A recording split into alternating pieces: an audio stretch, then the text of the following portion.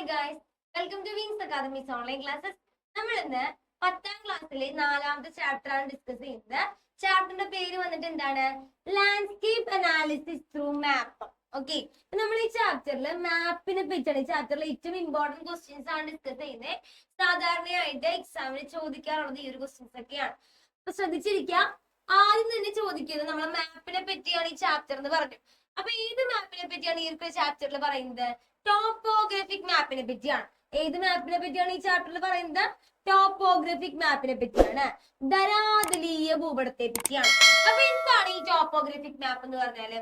Topographic മാപ്പ് എന്ന് പറഞ്ഞു കഴിഞ്ഞാല് നമ്മുടെ എർത്ത് സർഫസിലുള്ള മാൻമെയ്ഡ് ആയിട്ടുള്ളതും നാച്ചുറൽ ആയിട്ടുള്ള ഫീച്ചേഴ്സ് ചിത്രീകരിക്കുന്ന മൈന്യൂട്ട് ഡീറ്റെയിൽസ് സൂക്ഷ്മമായിട്ടുള്ള കാര്യങ്ങള് ചിത്രീകരിക്കുന്ന മാപ്പിനെ വിളിക്കുന്ന പേരാണ് ടോപ്പോഗ്രാഫിക് മാപ്പ് എന്ന് പറയുന്നത്.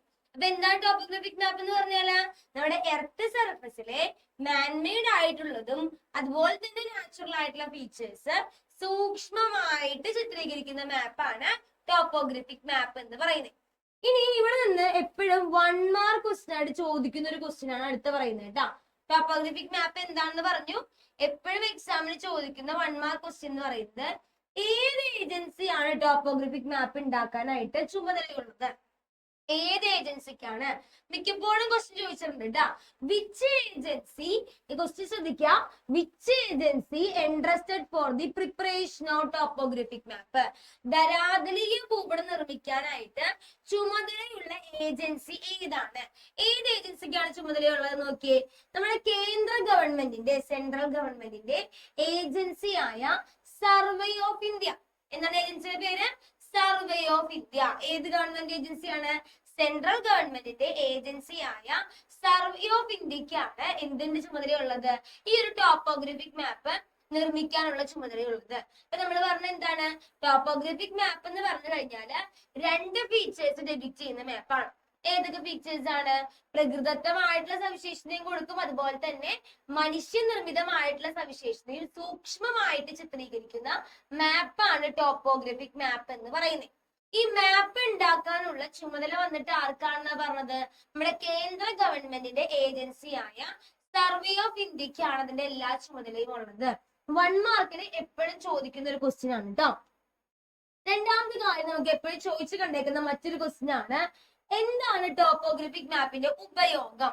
നമ്മൾ പറഞ്ഞു ടോപ്പോഗ്രാഫിക് മാപ്പ് എന്താണെന്ന് പറഞ്ഞു, ധരാതലീയ ഭൂപടം എന്താണെന്ന് പറഞ്ഞു. ഇതുകൊണ്ടുള്ള ഉപയോഗം എന്താണ്? എന്തിനാണ് ഈ ഒരു ടോപ്പോഗ്രാഫിക് മാപ്പ് നമ്മൾ ഉപയോഗിക്കുന്നത്? എന്താണ് ഉപയോഗം? ഒന്നാമത്തെ കാര്യം എന്ന് പറയുന്നത്, ഏതെങ്കിലും സ്ഥലത്തെ ഫിസിക്കൽ ആയിട്ടുള്ളതോ കൾച്ചർ ആയിട്ടുള്ളതോ ഫീച്ചേഴ്സ്. എന്താ ഫിസിക്കൽ ഫീച്ചർ എന്ന് പറഞ്ഞു കഴിഞ്ഞാല്?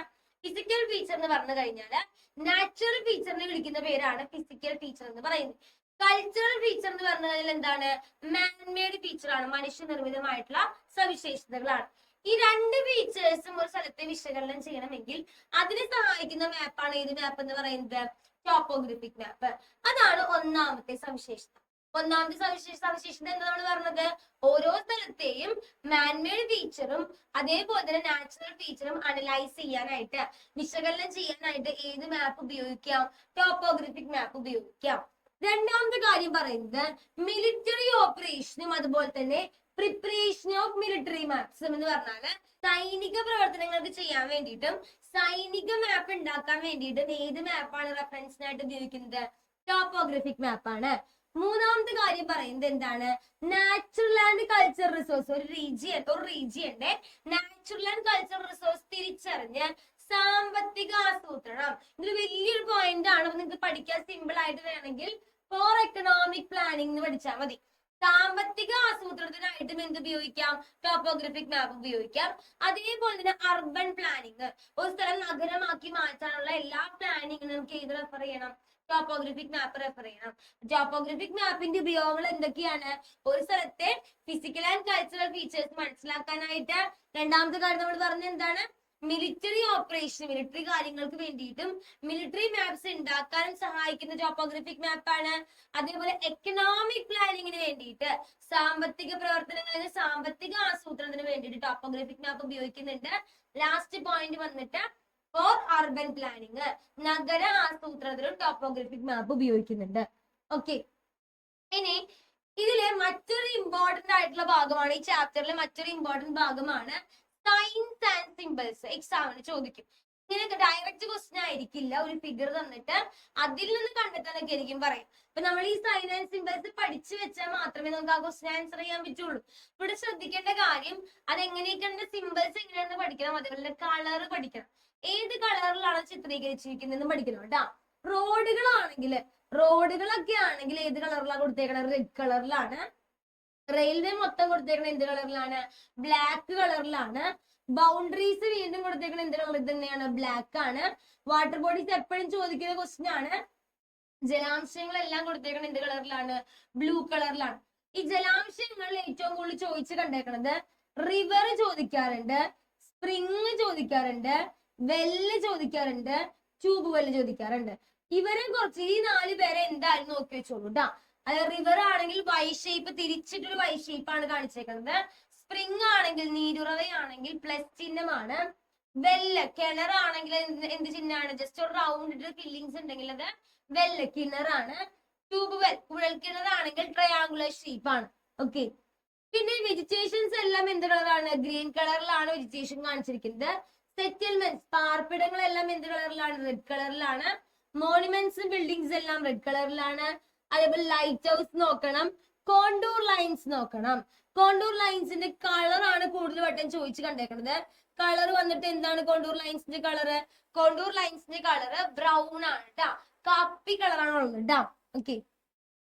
നെക്സ്റ്റ്, ഈ ഒരു ചാപ്റ്ററിലെ മെയിൻ ക്വസ്റ്റ്യൻ ആണ് ഗ്രിഡ് റെഫറൻസ് എന്ന് പറയുന്ന ക്വസ്റ്റ്യൻ. ഗ്രിഡ് റെഫറൻസ് അത് ചെയ്യാനായിട്ട് എന്തായാലും ചോദിക്കും. ക്രിസ്മസ് എക്സാമിന് എന്തായാലും ഷുവർ ആയിട്ട് ഉണ്ടാകുന്ന ഒരു ക്വസ്റ്റ്യൻ ആണ് ഗ്രിഡ് റെഫറൻസ് കേട്ടോ. അപ്പൊ ഗ്രിഡ് റെഫറൻസ് ചെയ്യാൻ കഴിയണമെങ്കിൽ നമുക്ക് കുറച്ച് ബേസിക് ആയിട്ടുള്ള കാര്യങ്ങൾ ആദ്യം അറിഞ്ഞിരിക്കണം. അതറിഞ്ഞാൽ മാത്രമേ നമുക്ക് 4 ഗ്രിഡ് റെഫറൻസ് എങ്ങനെ ചെയ്യാൻ പറ്റൂ എന്ന് നമുക്ക് നോക്കാൻ പറ്റുള്ളൂ കേട്ടോ. അപ്പൊ ആദ്യം ഈസ്റ്റിങ്സ് ആണ് പറയുന്നത്.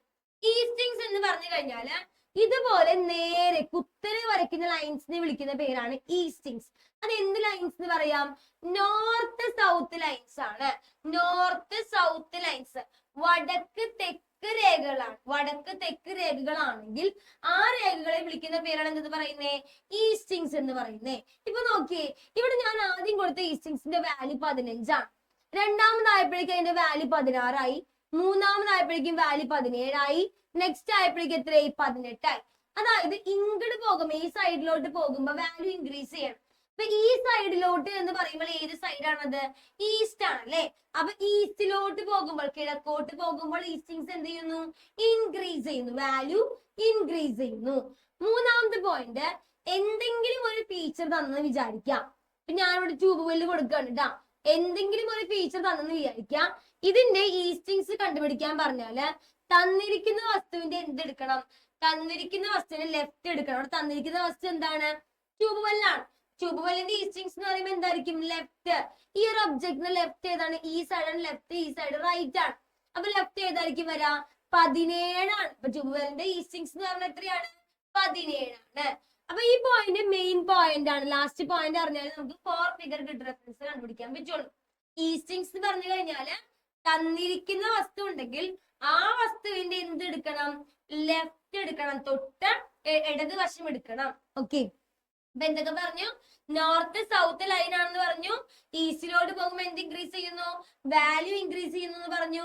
ഇത് കണ്ടുപിടിക്കുന്നത്, എന്തെങ്കിലും ജോഗ്രഫിക്കൽ ഫീച്ചർ തന്നു കഴിഞ്ഞാല് അതിന്റെ ലൊക്കേഷൻ കണ്ടുപിടിക്കുന്നത് തന്നിരിക്കുന്ന വസ്തുവിന്റെ എന്തെടുക്കണം? ലെഫ്റ്റ് എടുക്കണം, ഇടതുവശം എടുക്കണം. നെക്സ്റ്റ് പറയുന്നത് നോർത്തിങ്സ് ആണ്. നോർത്തിങ്സ് എന്ന് പറഞ്ഞു കഴിഞ്ഞാൽ എങ്ങനെ വരയ്ക്കുന്ന ലൈൻസ് ആണ്? ഇതേപോലെ വരച്ചേക്കാണ് അല്ലെ. ഇതിന്റെ ഡയറക്ഷൻസ് എന്തായിരിക്കും നമുക്ക് പറയാൻ പറ്റാം? ഈസ്റ്റ് വെസ്റ്റ് ഡയറക്ഷൻ ആണ്. ഓക്കെ, ഈസ്റ്റ് വെസ്റ്റ് ഡയറക്ഷൻ ആണ്. കിഴക്ക് പടിഞ്ഞാറ്. കിഴക്ക് പടിഞ്ഞാറ് ഡയറക്ഷനിലാണ് വരയ്ക്കുന്നതെങ്കിൽ ആ രേഖയെ വിളിക്കുന്ന പേരാണ് ഈസ്റ്റിംഗ് എന്ന്. അപ്പൊ അടിയിലത്ത് നോക്കിയ സംഖ്യ എത്ര? 75. കുറച്ചും കൂടി മുകളിലോട്ട് പോയപ്പോ 76 ആയി. കുറച്ചും കൂടി മുകളിലോട്ട് പോയപ്പോ 77 ആയി. അതിന്റെ മുകളിലോട്ട് പോയപ്പോ എന്തായി? 78 ആയി. അതായത് മുകളിലോട്ട് പോകുമ്പോഴേക്കും വാല്യൂ അവിടെ എന്ത് ചെയ്യുന്നു? ഇൻക്രീസ് ചെയ്യുന്നുണ്ട്. മുകളിലോട്ട് പോകുക എന്ന് പറയുമ്പോൾ ഏത് ഡയറക്ഷൻ ആണ്? നോർത്ത് ആണ് അല്ലെ. അപ്പൊ നോർത്തിലോട്ട് പോകുമ്പോ എന്ത് ചെയ്യുന്നു? വാല്യൂ ഇൻക്രീസ് ചെയ്യുന്നു. അപ്പൊ 2 പോയിന്റ് പറഞ്ഞു. ഏതൊക്കെ പോയിന്റ് ആണ് പറഞ്ഞത് നമ്മള്? ഈസ്റ്റ് വെസ്റ്റ് ലൈൻ ആണെന്ന് പറഞ്ഞു. നോർത്തിലോട്ട് പോകുമ്പോൾ അതിന്റെ എന്ത് ഇൻക്രീസ് ചെയ്യുന്നു പറഞ്ഞു? വാല്യൂ ഇൻക്രീസ് ചെയ്യുന്നു പറഞ്ഞു. നെക്സ്റ്റ് പോയിന്റ്, എന്തെങ്കിലും ഒരു ഫീച്ചർ തന്നിട്ടുണ്ടെന്ന് വിചാരിക്കുക. വീണ്ടും ഞാൻ ട്യൂബ് വെല്ല് എണ്ണയാണ് വരയ്ക്കുന്നത്.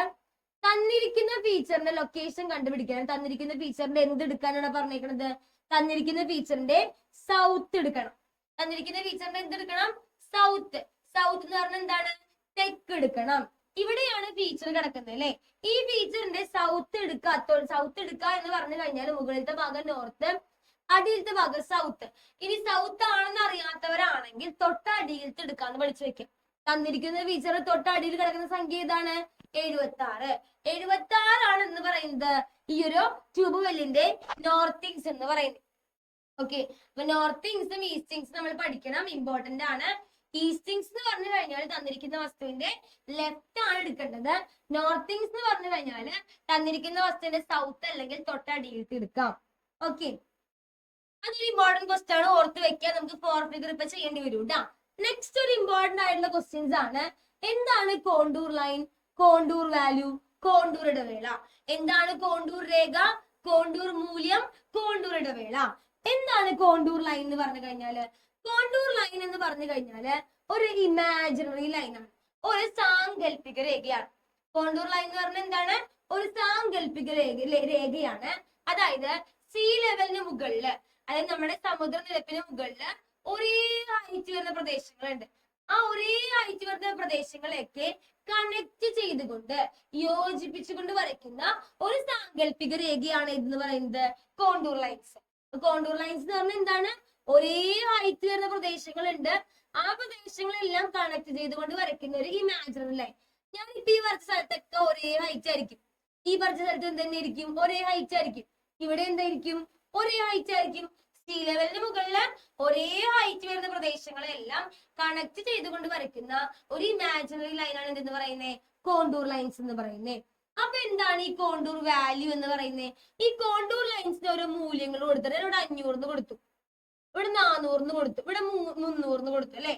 അതായത് കോണ്ടൂർ വാല്യൂസ് എന്ന് പറഞ്ഞു കഴിഞ്ഞാൽ എന്താണ് പറഞ്ഞേക്കുന്നത്? ഒരു എലവേഷൻ എന്ന് പറഞ്ഞാൽ എന്താണ്? അതിന്റെ ഉയരം.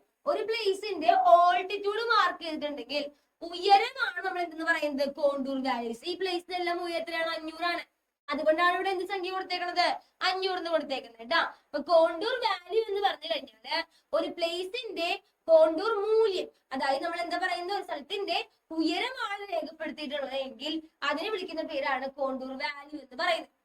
അടുത്ത കോണ്ടൂർ ഇന്റർവെൽ. കോണ്ടൂർ ഇടവേള എന്ന് പറഞ്ഞു കഴിഞ്ഞാല് രണ്ട് അടുത്തടുത്ത് കിടക്കുന്ന കോണ്ടൂർ വാല്യൂ തമ്മിലുള്ള ഡിഫറൻസ് ആണ് കോണ്ടൂർ ഇന്റർവെൽ. അടുത്തടുത്ത് കിടക്കുന്ന കോണ്ടൂർ വാല്യൂടെ 500ഉം ഇവിടെ 400 ആണ്, അടുത്തടുത്ത് കിടക്കുകയാണ് അല്ലെ. അവർ തമ്മിലുള്ള ഡിഫറൻസ് എത്രയാണോ അതാണ് എന്ന് പറയുന്നത് കോണ്ടൂർ ഇന്റർവെൽ എന്ന് പറയും. കോണ്ടൂർ ലൈൻ പഠിക്കാനുണ്ട്, കോണ്ടൂർ വാല്യൂ പഠിക്കാനുണ്ട്, കോണ്ടൂർ ഇന്റർവെൽ പഠിക്കാനുണ്ട്. കോണ്ടൂർ ലൈൻ എന്ന് പറഞ്ഞാൽ ഇമാജിനറി ലൈൻ ആണ്.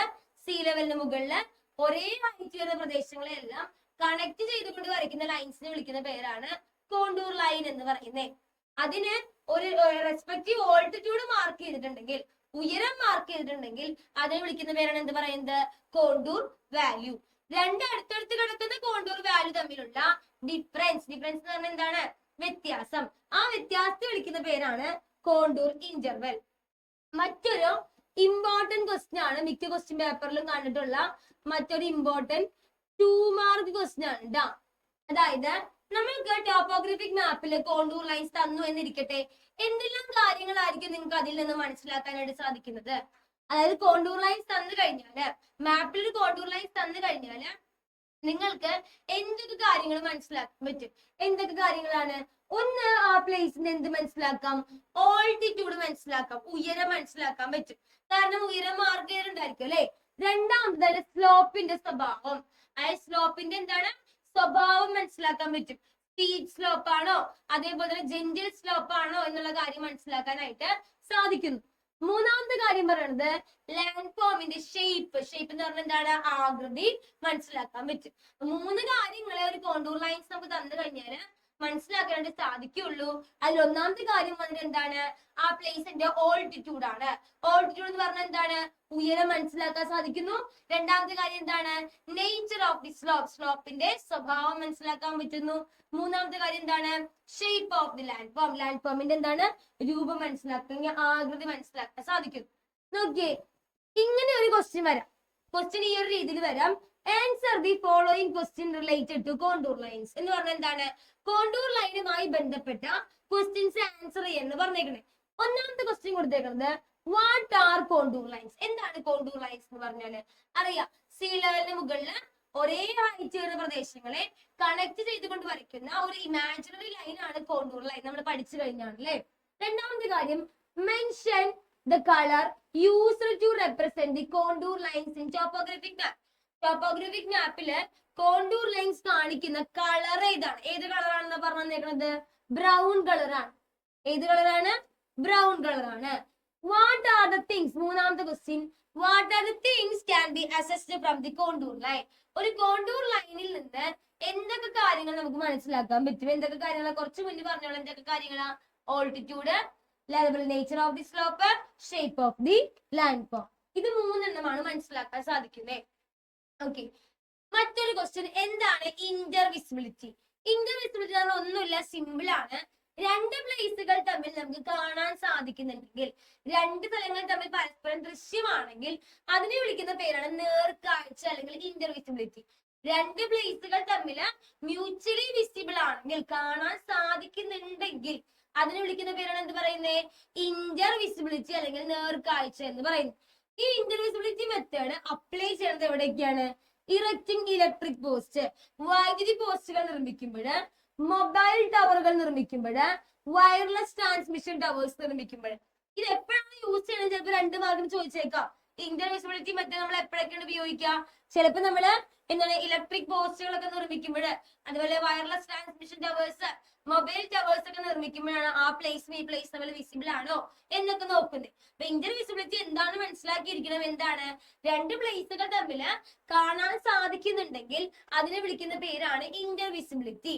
ഇത് അപ്ലൈ ചെയ്ത സാഹചര്യങ്ങൾ ഏതൊക്കെയാണെന്ന് ചോദിക്കും. ഏതൊക്കെ സാഹചര്യങ്ങളാണ്?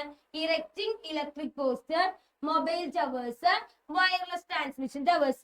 ഇപ്പൊ ഈ ഫിഗറില്, ഈ വരച്ച ഫിഗറില് ഏതാണ്? ഈ പ്ലേസും ഈ പ്ലേസും തമ്മിൽ നോട്ട് ഇന്റർവിസിബിൾ ആണ്. എന്തുകൊണ്ടാണ് നോട്ട് ഇന്റർവിസിബിൾ ആയത്? ഇവിടെ വന്നിട്ട് ചെറുതായിട്ട് ഇവിടെ ഒരു ഹൈ പോലെ കുറച്ചൊന്ന് പൊന്തി നിൽക്കുന്നുണ്ട് അല്ലേ? ഈ ഭാഗത്ത് കാണാൻ പറ്റും. ഇവിടെ ഒരാൾക്ക് നിന്ന് കഴിഞ്ഞപ്പോ ഇപ്പുറത്തെ ഭാഗം കാണാൻ പറ്റുമോ? കാണാൻ പറ്റില്ല. അതുകൊണ്ട് നോട്ട് ഇന്റർവിസിബിൾ ആണ്. ഓക്കെ, ഇനി എസും ഇവിടെ ഈ ഭാഗം പൊന്തിയല്ല നിൽക്കുന്ന കുറച്ച് ബാക്കിലേക്കാണ്. അതുകൊണ്ട് ഇവിടെ നിന്നാലും ഇവിടെ നിൽക്കുന്ന ആളെ കാണാൻ പറ്റും. അതുകൊണ്ടാണ് ഇന്റർവിസിബിൾ എന്ന് എഴുതിയേക്കണേ. എന്നാൽ ഇവിടെ നിൽക്കുന്ന ആളെയും ഇവിടെ നിൽക്കുന്ന ആളെയും കാണാൻ പറ്റുമോ? ഇല്ല. അതെന്താണ്? നോട്ട് ഇന്റർവിസിബിൾ ആണ്. നിങ്ങളുടെ ടെക്സ്റ്റ് ബുക്കിലെ പേജിലുള്ള ഫിഗർ എടുത്തേക്കണം കേട്ടാ. അപ്പൊ ഏതൊക്കെ സ്ഥലങ്ങൾ തമ്മിൽ കാണാൻ സാധിക്കുന്നുണ്ട് നോക്കാം. കാണാൻ സാധിക്കുന്നുണ്ടെങ്കിൽ ഇന്റർവിസിബിളും, കാണാൻ സാധിക്കുന്നില്ല എങ്കിൽ എന്താണ്? നോട്ട് ഇന്റർവിസിബിളും ആണ്. ഓക്കെ, നെക്സ്റ്റ് ഗ്രിഡിൽ നിന്ന് വരുന്ന ഒരു ക്വസ്റ്റ്യൻ ആണ് കാണിച്ചു തന്നേക്കുന്നത്. നോക്കി, ഇങ്ങനെയാണ് ക്വസ്റ്റ്യൻ വേണ്ട. ഒരു ഗ്രിഡ് നിങ്ങൾക്ക് തന്നിട്ടുണ്ടായിരിക്കും. നിങ്ങളുടെ ക്വസ്റ്റ്യൻ പേപ്പറിൽ ഇങ്ങനെ ഒരു ഗ്രിഡ് തന്നിട്ടുണ്ടായിരിക്കും. അതിൽ നിന്നായിരിക്കും ക്വസ്റ്റ്യൻ ചോദിക്കാം. ഒന്നാമത്തെ question identify any one physical feature shown in the grid. അതായത് ഈ ഗ്രിഡിൽ കാണിച്ചിരിക്കുന്നതിൽ ഏതെങ്കിലും ഒരു ഫിസിക്കൽ ഫീച്ചർ എടുത്ത് എഴുതാനാണ് പറഞ്ഞേക്കുന്നത്. ഫിസിക്കൽ ഫീച്ചർ എന്ന് പറഞ്ഞു കഴിഞ്ഞാൽ നമ്മുടെ മനസ്സിലേക്ക് അപ്പൊ ഓർമ്മ വരണം എന്താണ് ആ ഫീച്ചർ. ഫിസിക്കൽ ഫീച്ചർ എന്ന് പറഞ്ഞാല് നാച്ചുറൽ ഫീച്ചറിനെയാണ് നമ്മൾ എന്ത് ഫീച്ചർ എന്ന് പറയുന്നത്? ഫിസിക്കൽ ഫീച്ചർ എന്ന് പറയുന്നത്. അതായത് മനുഷ്യ നിർമ്മിതമായിട്ടുള്ള എല്ലാ സവിശേഷതകളെയും വിളിക്കുന്ന പേരാണ് ഫിസിക്കൽ ഫീച്ചർ, ഭൗതിക സവിശേഷത എന്ന് പറയുന്നത്. അപ്പൊ ഈ ഫിഗറിൽ എന്തൊക്കെ നൽകിയിട്ടുണ്ടെന്ന് ആദ്യം നമുക്ക് നോക്കാം. നമ്മള് നാച്ചുറൽ ഫീച്ചർ എന്ന് പറയുന്നത് ആരെയാണ് എക്സാമ്പിൾ പഠിച്ചേക്കുന്നത്? വാട്ടർ ബോഡീസ് അല്ല, ജലാംശങ്ങളെല്ലാം നമുക്ക് എന്ത് ഫീച്ചറിൽ കൂട്ടാം? നാച്ചുറൽ ഫീച്ചർ ആയിട്ട് കൂട്ടാം. അപ്പൊ ഇവിടെ ഏതാണ് നാച്ചുറൽ ഫീച്ചർ ആയിട്ടുള്ളത്? ലേക്ക് നമുക്ക് പറയാം അല്ലെ? ലേക്ക് വേണമെങ്കിൽ നമുക്ക് പറയാം. അപ്പൊ ലേക്ക് നമുക്ക് എന്തായിട്ട് എക്സാമ്പിൾ ആയിട്ട് എഴുതാം? ഫിസിക്കൽ ഫീച്ചറിന്റെ എക്സാമ്പിൾ ആയിട്ട് ലേക്ക് എഴുതാം. ഏതെങ്കിലും ഒരു ഫിസിക്കൽ ഫീച്ചർ കണ്ടെത്താനാ പറഞ്ഞേക്കണത്. ഇവിടെ ലേക്ക് കൊടുത്തിട്ടുണ്ട്. അപ്പൊ നമുക്ക് എന്താ എഴുതാം? ലേക്ക് ഒരു നാച്ചുറൽ ഫീച്ചർ ആയതുകൊണ്ട് എന്തിന് എക്സാമ്പിൾ ആണ്? ഫിസിക്കൽ ഫീച്ചറിന്റെ എക്സാമ്പിൾ ആണ്. രണ്ടാമത്തെ കാര്യം ചോദിച്ചേക്കുന്നത് locate the lake using 4 figure grid reference. 4 grid റെഫറൻസിങ്ങിലൂടെ തടാകത്തിന്റെ സ്ഥാനനിർണ്ണയം നടത്താനാണ്. ലേക്ക് എന്ന് പറഞ്ഞാൽ ഈ സിമ്പിൾ ആണെന്ന് അപ്പൊ നിങ്ങൾ ഐഡന്റിഫൈ ചെയ്യാൻ നിങ്ങൾക്ക് അറിയണം. അതുകൊണ്ടാണ് സൈൻ ആൻഡ് സിമ്പിൾസ് പഠിക്കാൻ പറഞ്ഞത്. ഇങ്ങനെ ഒരു ഫീച്ചറിന്റെ പേരേ കൊടുക്കുള്ളൂ. ഇപ്പൊ വെല്ലിന്റെ ആണ് കണ്ടുപിടിക്കാൻ പറഞ്ഞാൽ നിങ്ങൾക്ക് അറിയണം ഈ കൊടുത്തിരിക്കുന്നതിൽ ഏത് സിമ്പിൾ ആണ് വെല്ലിന് ഉദ്ദേശിക്കുന്നത്. ഏത് സിമ്പിൾ ആണ്? ഈ റൗണ്ട് സിമ്പിൾ ആണ്. അത് നിങ്ങൾക്ക് അറിയണം. ഇവിടെ ക്വസ്റ്റ്യൻ പ്രകാരം ഏത് കണ്ടുപിടിക്കാനാ പറഞ്ഞേക്കണത്? ലേക്കിന്റെ കണ്ടുപിടിക്കാനാ പറഞ്ഞേക്കണത് അല്ലെ? ശ്രദ്ധിക്ക, നമ്മള് 4 ഫിഗർ ഗ്രിഡ് റെഫറൻസ് കണ്ടുപിടിക്കാൻ പറഞ്ഞാല് ഒരു ഇക്വേഷൻ ആലോചിച്ച് വെക്കുക. EN ആണ്. E for easting, N for northing. E എന്ന് പറഞ്ഞാൽ എന്താണ്? ഈസ്റ്റിങ്ങും N എന്ന് പറഞ്ഞാൽ എന്താണ്? നോർത്തിങ്ങും ആണ്. അപ്പൊ ഈസ്റ്റിംഗ് കണ്ടുപിടിച്ചത് എഴുതിയതിനു ശേഷം മാത്രമേ ആര് എഴുതാൻ പാടുള്ളൂ? നോർത്തിങ് എഴുതാൻ പാടുള്ളൂ. അപ്പൊ ലേക്കിന്റെ ഫോർ ഫിഗർ എങ്ങനെയാണ് എഴുതുന്നത് ഞാൻ കാണിച്ചു തരാൻ പോകുന്നത്. ലേക്ക് ഇവിടെയാണ്. ഈസ്റ്റിംഗ് കണ്ടുപിടിക്കാൻ പറഞ്ഞാൽ നമ്മൾ എന്താ ചെയ്യാറ്? തന്നിരിക്കുന്ന വസ്തുവിന്റെ എന്തെടുക്കണം? നമ്മൾ പഠിച്ചാണ് ഈസ്റ്റിംഗ് എന്ന് പറഞ്ഞാല് തന്നിരിക്കുന്ന വസ്തുവിന്റെ എന്താ എടുക്കേണ്ടത്? തൊട്ട് ലെഫ്റ്റ് അല്ലെ? ഈസ്റ്റിംഗ് എന്ന് പറഞ്ഞാൽ എന്താ എടുക്കേണ്ടത്? തന്നിരിക്കുന്ന വസ്തുവിന്റെ തൊട്ട് ഇടതാണ് എടുക്കേണ്ടത് അല്ലെ? ഇവിടെ തന്നിരിക്കുന്ന വസ്തു ലേക്കാണ്. തന്നിരിക്കുന്ന വസ്തുവിടെ ലേക്കാണ്. ഇതിന് ലെഫ്റ്റ് എന്ന് പറയുമ്പോൾ ഈ സൈഡാണ് ലെഫ്റ്റ്. ലെഫ്റ്റിൽ കിടക്കുന്ന ലൈൻ ഏതാണ്? 82 ആണ്. ലെഫ്റ്റിൽ കിടക്കുന്ന ലൈൻ ഏതാണ്? 82 ആണ്. നമ്മൾ ഈസ്റ്റിംഗ് ആണ് കണ്ടുപിടിക്കുന്നത്. ഈസ്റ്റിംഗ് എന്ന് പറഞ്ഞു കഴിഞ്ഞാല് തന്നിരിക്കുന്ന വസ്തുവിന്റെ ലെഫ്റ്റ് എടുക്കണം. ലെഫ്റ്റ് എന്ന് പറഞ്ഞാൽ തന്നിരിക്കുന്ന വസ്തു ഇതായതുകൊണ്ട് ഇനി ലെഫ്റ്റ് ഈ സൈഡിലാണ്. അതുകൊണ്ട് ലെഫ്റ്റ് നോക്കിയപ്പോ ഏത് സംഖ്യ കിടക്കണം? ഇവിടെ ഈ സംഖ്യ കേട്ടോ. നേരെ കിടക്കുന്ന സംഖ്യ ഇതാണ് 82. നെക്സ്റ്റ് എടുക്കേണ്ടത് എന്താണ്? ഈ കഴിഞ്ഞ് പിന്നെ ഇക്വേഷൻ പ്രകാരം എന്താ കണ്ടുപിടിക്കേണ്ടത്? നോർത്തിങ് ആണ്. നോർത്തിങ് എന്ന് പറഞ്ഞാല് തന്നിരിക്കുന്ന വസ്തുവിന്റെ എന്താ എടുക്കേണ്ടത്? സൗത്ത്. സൗത്ത് ഏതാ കിടക്കുന്നത്? സൗത്ത് എന്ന് പറയുമ്പോൾ ഈ ലൈനാണ്. ഈ ലൈൻ എന്ന് പറയുമ്പോൾ ഏത് സംഖ്യയാണ്? 82, 35. അപ്പൊ 82, 35 ആണ് ലേക്കിന്റെ ഫോർ ഫിഗർ ഗ്രിഡ് റെഫറൻസ് എന്ന് പറയും. ഓക്കെ, ലേക്കിന്റെ ഫോർ ഫിഗർ ഗ്രിഡ് റെഫറൻസ് എന്താണ്? 82, 35 ആണ്. ഇപ്പൊ ഞാൻ ചോദിക്കട്ടെ, ട്യൂബ് വെല്ലിന്റെ ആണ് കണ്ടുപിടിക്കാൻ പറഞ്ഞതെന്ന് വിചാരിക്കും. ട്യൂബ് വെല്ലിന്റെ ആണെങ്കിൽ നമ്മൾ ആദ്യം എന്ത് കണ്ടുപിടിക്കണം? ആദ്യം ഈസ്റ്റിംഗ് കണ്ടുപിടിക്കണം. ലെഫ്റ്റ് എടുക്കണം. അപ്പൊ ട്യൂബ് വെല്ലിന്റെ ലെഫ്റ്റ് എന്ന് പറയുമ്പോൾ ഈ സൈഡിലാണ് ലെഫ്റ്റ്. എത്ര കിടക്കുന്നത്? 83 ആണ്. ഇനി അതിന് സൗത്ത് എടുക്കണം. സൗത്ത് എന്ന് പറയുമ്പോൾ ഈ ഭാഗം എത്ര കിടക്കുന്നത്? 86 എഴുതി വെക്കും കുട്ടികൾ. 86 അല്ല. 86 എന്തല്ല? നോർത്തിങ് അല്ല. നോർത്തിങ് എന്ന് പറയുമ്പോൾ ഇങ്ങനെ വരയ്ക്കുന്ന ലൈൻസ് ആണ് അല്ലെ? അപ്പൊ എത്ര കിടക്കുന്നത്? 34. ഈസ്റ്റിംഗ് കണ്ടുപിടിച്ചതിന് ശേഷം മാത്രമേ ആരെ കണ്ടുപിടിക്കാൻ പാടുള്ളൂ? നോർത്തിങ്സ് കണ്ടുപിടിക്കാൻ പാടുള്ളൂ. ഈസ്റ്റിംഗ് എന്ന് പറഞ്ഞാൽ തന്നിരിക്കുന്ന വസ്തുവിന്റെ ലെഫ്റ്റ് എടുക്കാം. നോർത്തിങ് എന്ന് പറഞ്ഞാൽ എന്താണ്? തന്നിരിക്കുന്ന വസ്തുവിന്റെ സൗത്ത് എടുക്കാം. അപ്പൊ ഇത്രയുമാണ് ഈ ചാപ്റ്റർ ഒരു ഇമ്പോർട്ടന്റ് ടോപ്പിക്. ഉറപ്പായിട്ടും ഗ്രിഡ് ചോദിക്കും. ഓക്കെ, ക്രിസ്മസ് എക്സാമിന്റെ ക്വസ്റ്റ്യൻ പേപ്പറിൽ ഉറപ്പായിട്ടും ഗ്രിഡ് റെഫറൻസ് ഉണ്ടായിരിക്കും. അത് ഫോർ ഫിഗർ ഗ്രിഡ് റെഫറൻസ് മിക്കപ്പോഴും ചോദിക്കാറുള്ളത് കൊണ്ടാണ് നമ്മൾ ഡിസ്കസ് ചെയ്തത് കേട്ടാ. അപ്പൊ ഇമ്പോർട്ടന്റ് ടോപ്പിക്സുകള് ടോപ്പോഗ്രഫിക് മാപ്പിന്റെ യൂസസ് പഠിക്കണം. ടോപ്പോഗ്രഫിക് മാപ്പ് ഉണ്ടാക്കുന്ന ഏജൻസി 1 മാർക്ക് ക്വസ്റ്റ്യൻ ആണ് കേട്ടോ. അത് പഠിക്കണം. അതേപോലെ തന്നെ contour lines, contour values, contour intervals, intervisibility method എവിടെയൊക്കെയാണ് നമ്മൾ യൂസ് ചെയ്യണത്? Electric post, wireless transmission towers, അതേപോലെ തന്നെ മൊബൈൽ ടവേഴ്സ്. അതാണ് അതിന്റെ യൂസസ്. അത് പഠിക്കണം. ഇനി ഒരു കോണ്ടൂർ ലൈനുള്ള മാപ്പിൽ തന്നു കഴിഞ്ഞാല് എന്തൊക്കെ കാര്യങ്ങളാണ് നമുക്ക് മനസ്സിലാക്കാൻ പറ്റണത്? 3 പോയിന്റ്. കോണ്ടൂർ ലൈനിന്റെ കളർ ബ്രൗൺ. അതേപോലെ 4 ഗ്രിഡ് റെഫറൻസ് എന്തായാലും നിർബന്ധമായിട്ട് പഠിച്ചിട്ടുണ്ടാവും. Okay, thank you.